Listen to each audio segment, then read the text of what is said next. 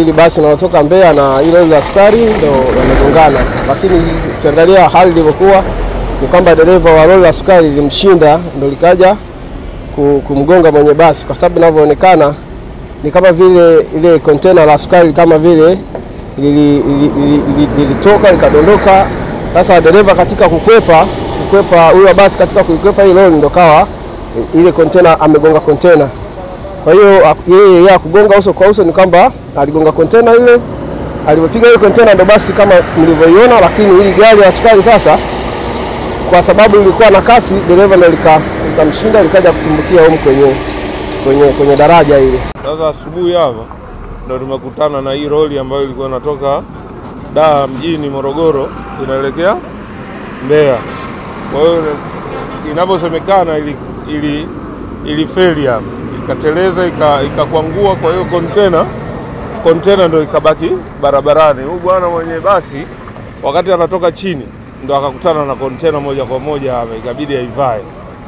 Kwa hiyo kipisi chengine cha tela na kibini ya Scania ipo darajani huko. Kwa hiyo matukio ndo kama hivi unaona saizi hapa. Watu washaondoa masukari hapa, kwa sababu hii container ilikuwa na sukari. Washaondoa sukari na kulikuwa na foleni kubwa. Saizi ndo inaruhusiwa. Leo asubuhi saa 12 kasoro tulipokea majeruhi wa ajali ambayo imetokea maeneo ya Rugono, iliyohusisha basi ambayo ni High Express pamoja na gari ya mizigo. Kwa hiyo ajali imetokea mahali hapo, na hospitali tumeweza kupokea majeruhi wapatao 44.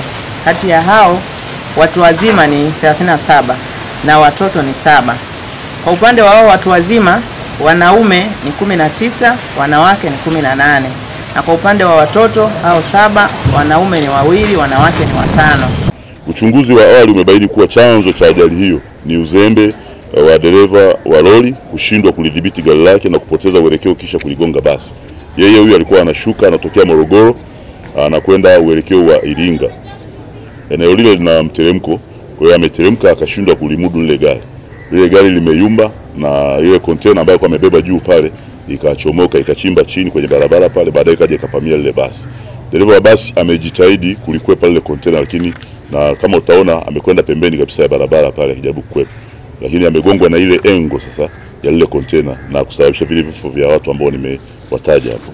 Baadhi ya majeruhi wana hali mbaya na wamepelekwa hospitalini katika hospitali ya rufaa mkoa wa Morogoro kwa ajili ya kupatiwa matibabu, na miili ya marehemu imehifadhiwa katika chumba cha kuhifadhia maiti hospitalini hapo kwa ajili ya utambuzi.